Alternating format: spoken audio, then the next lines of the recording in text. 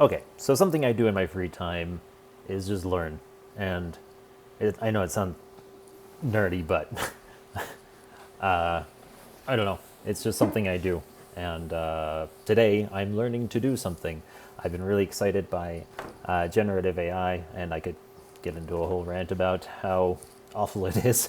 But I do enjoy it for legitimate use cases, which what I use it for. So, anyway, today I am unleashing the squirrel brain, something that I've had trouble caging recently. I'm on a work break.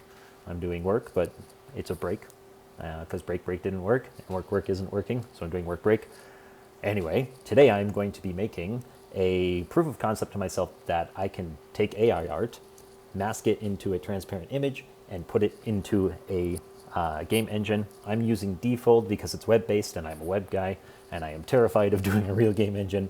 And I just want to see if it works, and maybe one day I can open myself up to the opportunity and less of a learning curve if I ever do decide to make a game. And who knows, maybe I'll make it in the next few weeks. But I do have clients and I do need to finish their stuff first. But for now, a little bit of learning. Okay, here we go.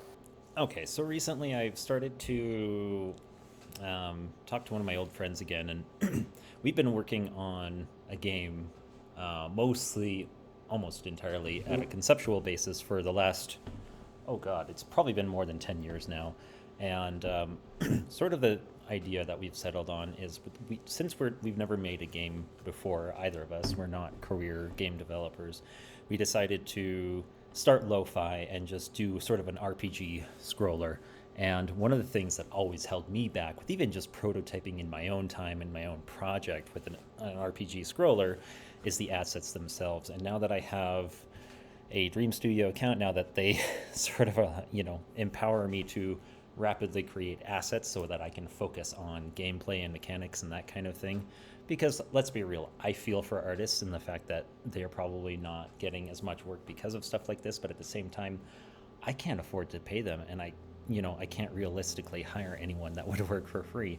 And I think that's a predicament that many developers like me or any creatives that don't have the necessary skills to do certain things run into. But all this philosophy aside, I'm not going to get too into it because I'll just start rambling incoherently for way too long. I'm just going to dive right in. So what I want to do as a sort of proof of concept is replace one of the trees in the Defold starter project that I spun up. And what I've got here is this little tree here, and I'm going to download it. My idea is that I'm going to mask it and erase the old tree from the atlas in the game files and put this new tree in it, and let's see what happens.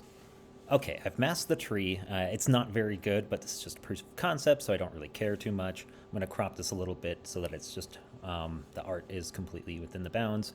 Hopefully I can just paste this into the map after erasing the original tree, and we'll see what happens. Okay, so I erased one of those old blobby trees, replaced it with this new one. It's pretty pixelated, but again, I don't really care. I'm just trying to do a proof of concept to see how viable it is to use this game engine and, replace assets, put new assets in, etc. So this is the Atlas files where all the images are stored, and then when it's being rendered, it just crops it to that particular thing. Let's boot up the game or the development environment, see what happens. Okay, now that we're in, I think it's probably just as simple as file build or project build. Here we go. And then I think what'll happen is it'll do its thing. I don't need to allow incoming network connections right now. And look at that, we can move around. We've got our new trees here. And,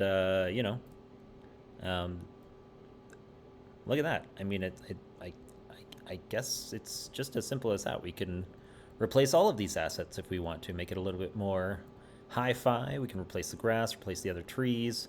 I'm sure, we can change the game settings to have higher resolution images so the trees don't look as funky. We might even be able to make them 1x2. Since these are pretty tall, 1x1 maybe doesn't make as much sense.